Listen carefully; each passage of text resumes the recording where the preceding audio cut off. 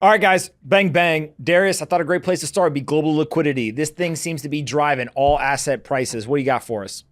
Yeah, absolutely. So what I want to do just real quickly this week was help investors kind of understand what's going on with global liquidity. Every month in what we call our macro scouting report, we put together about 30 or 40 slides, particularly as it relates to global liquidity and U.S. liquidity. So I just wanted to give some of the key highlights from the most recent slide deck for your audience to give them a sense of kind of what we do, the kind of work we do on the subject. So as you mentioned, global liquidity is a key driver of assets. In the chart, I'm showing our global liquidity proxy, which is the global central bank balance sheet plus global money supply plus global FX reserves minus gold, showing that on a year-over-year rate of change basis relative to global equity market cap and relative to Bitcoin. As you can see, it is a key driver of risk assets.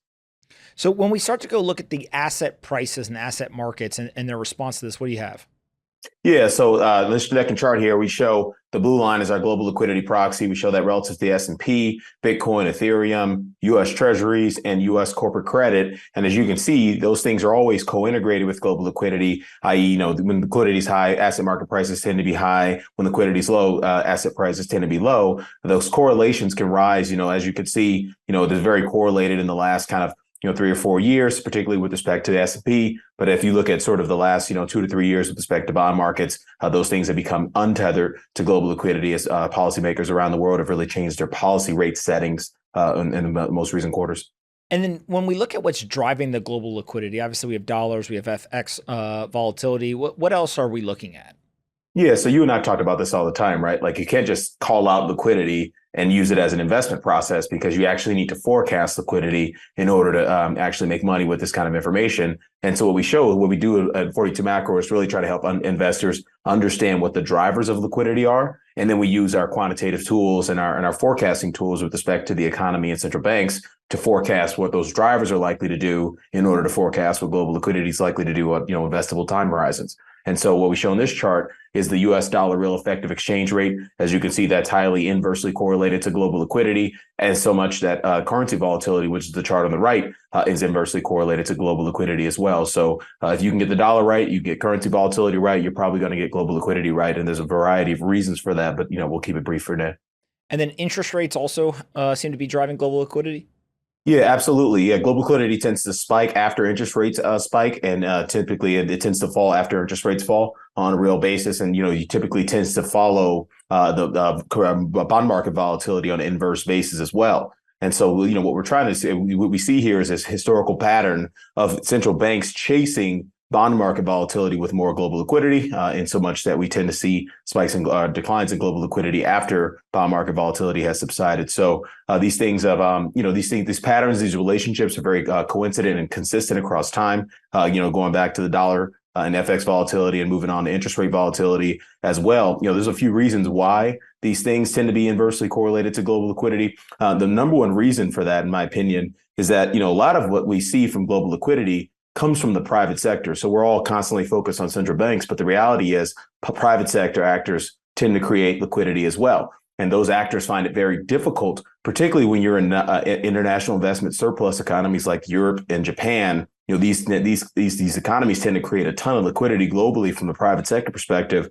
But when they have interest rate volatility, when they have currency volatility, it makes it very difficult for those private sector agents to sort of, continuously increase the amount of dollars they're supplying across global capital markets. So that's when you tend to see global liquidity wane at the margin from private sector actors. And then when we start looking at these downturns in growth, it seems like global liquidity is a second order effect or it kind of lags behind.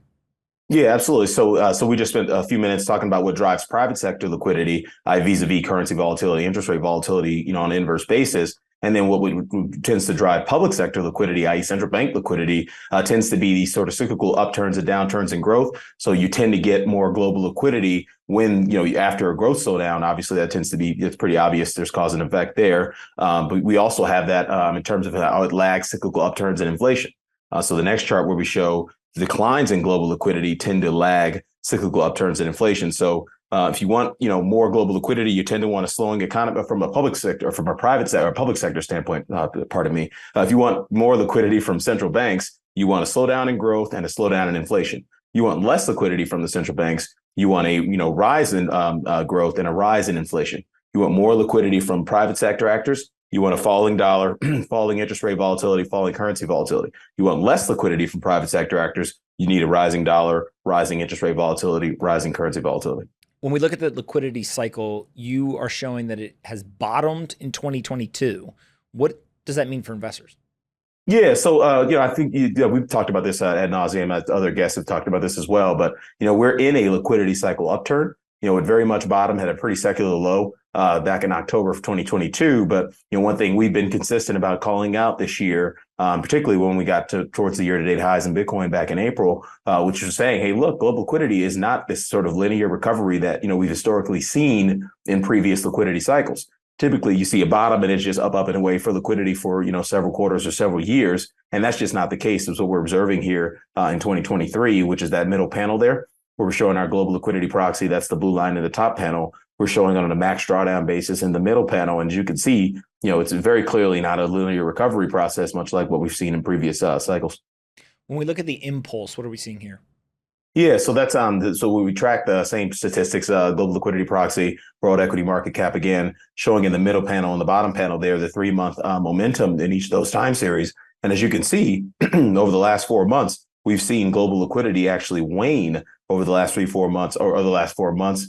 We saw a minus kind of $4 trillion-ish hit to global liquidity on a trailing 3-month impulse basis in June. That number rose to minus 2.4 trillion in July. It's still not quite what we want from the perspective of global liquidity, but it's definitely getting better at the margins. And that makes a lot of sense. We're moving past, the kind of the worst of it as it relates to, TGA rebuild and all that stuff here in the US. Now, when we start to go and look at this next chart, I don't understand this. You're going to have to explain this one to me. But we got global liquidity is driven by countercyclical and pro-cyclical factors. What exactly is this showing us?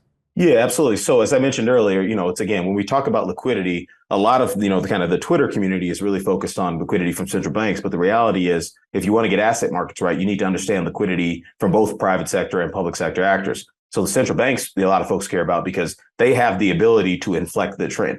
I.e., if you're in a cyclical downturn and you're in a cyclical downturn in growth and inflation, central banks can step in and say, hey, look, we're going to do something with our policy that makes it easier for private sector actors to kind of take that and reflexively create liquidity on the other side of that. So that's why we really care about central banks a lot. But the reality is, the dominant force in global liquidity is the private sector. And so you really do need to understand kind of how these private sector flows and how they're impacting asset markets. And so what we're seeing here on the trailing 3-month momentum basis is that, if you go back and you open our global liquidity proxy in terms of the features in that, central bank balance sheet is contracting globally. You have a slightly smaller contraction in global broad money supply, and then you're still having this very modest build in global FX reserves on a trailing 3-month impulse basis. So again, as I mentioned, the liquidity impulse has been negative for 4 months. It's getting slightly less negative at the margins, and that's partially due to improving private sector liquidity conditions. Now, let's talk about these market conditions that continue to support rising private sector liquidity. This is obviously something that you've been really, really spending a lot of time on this year. What are you seeing here? Yeah, absolutely. So what I show in this chart, the chart on the left shows the trailing 10-year correlation to each of those particular factors to the year-over-year rate of change of our global liquidity proxy.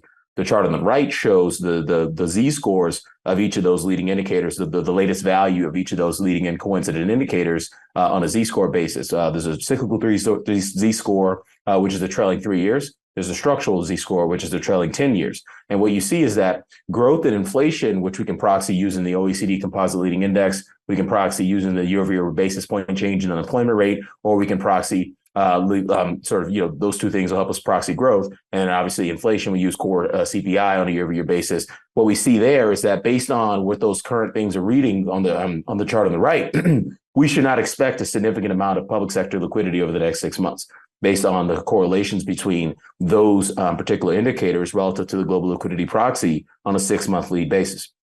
But on a coincident basis, we see that, things like the MOVE index, the currency volatility, the US dollar, we see Brent crude oil, real 10-year yield, all those things are actually down on a year-over-year basis from a perspective of the cyclical z-scores. So that's telling you that this still is a decent enough environment for private sector agents to continue creating liquidity at the margins should they choose to. Obviously, animal spirits being the kind of dominant force in that process, if and when central banks aren't there kind of leading the charge. Last question. Macro narratives, obviously those things change with the wind. What are you seeing here, and what is this chart showing us? Yeah, great question. So every morning we refresh this table for our clients. This is our global liquidity monitor where we're tracking its growth, inflation, and policy across all these major economies that feed into our global liquidity proxy. And what we show there on the right are these systematic trade ideas, which are born out of certain setups with respect to growth, certain setups with respect to inflation, or certain setups with respect to policy. And as you can see from the equity side, China's got a bearish signal. We got a new bearish signal in the Eurozone this morning from Eurozone equity perspective, new bearish signal in Switzerland from that perspective. And how you get bearish signals from the perspective of our systematic process is when you have growth slowing on a trending basis with vis-a-vis the leading indicators, and you also have negative economic surprises with a negative impulse in global liquidity. That's kind of like a bearish trifecta for outcomes. And obviously, if growth was accelerating, you had positive economic surprises, you had positive impulse in global liquidity, that would be bullish for stocks. We had bullish signals for places like India and Brazil for quite some time, but those things have recently dissipated to neutral signals in recent weeks. So that's something to call out to the extent anyone is long India or Brazil. On the fixed income side, our model spotted the breakdown that we're seeing in the Japanese government bond market, and ultimately that pivoted the yield curve control tweak because it spotted a negative setup with respect to Japanese bonds. So how you get a negative setup on the fixed income market is you have headline and core inflation accelerating with a negative impulse in that particular country's global liquidity proxy, or not global, that particular country's liquidity proxy, because we run that same analysis for each country and we amalgamate them to get to our global liquidity proxy. And so obviously, if you want to be bullish on bonds, you want to see headline and core inflation decelerating with the liquidity proxy that's rising. And then lastly, with respect to FX, our model's been all over the bearish Chinese yuan story all year. We're seeing with respect to the Chinese yuan, you have policy rate that's trending lower. You have a fiscal balance that's trending lower as a percent of GDP. You have a current account balance that's trending lower as a percent of GDP. Those things are all negative for the currency. And conversely, if those things were rising at the same time, you'd have a bullish outlook for the currency. So a lot of down arrows in this table right now. There was a lot of green arrows in this table, going back a few months ago, but those things have obviously dissipated to more neutral signals. Where can we send people to find you or 42 Macro?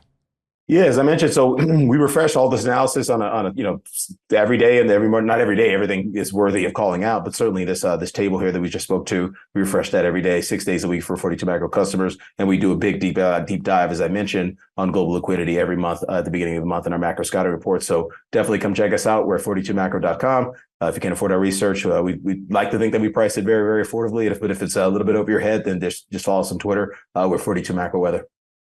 Do a fantastic job. I literally learn something every single time we talk. So I appreciate you doing this periodically, and we'll do it again. Of course, brother. I appreciate you, man. You be good. Now, this video is brought to you by Start Engine. The biggest fortunes aren't made on Wall Street. They used to be made there, but now they're being made in private markets. Consider Mike Walsh. He put $5,000 into Uber. He's just a regular dude, turned into over $24 million. Such opportunities were once held behind closed doors, reserved for those who had connections or vast fortunes. But not anymore. Start Engine is now going to tear down that glass ceiling and make startup investments possible for you and me. The company is led by Howard Marks, the co-founder of gaming giant Activision. And they got 1.7 million users that have put in over $1.2 billion of transactions on the platform. But the best part is the platform's not even backed by traditional venture capitalists. It's backed basically by the community. They've raised over $75 million in crowdsourced funding to date.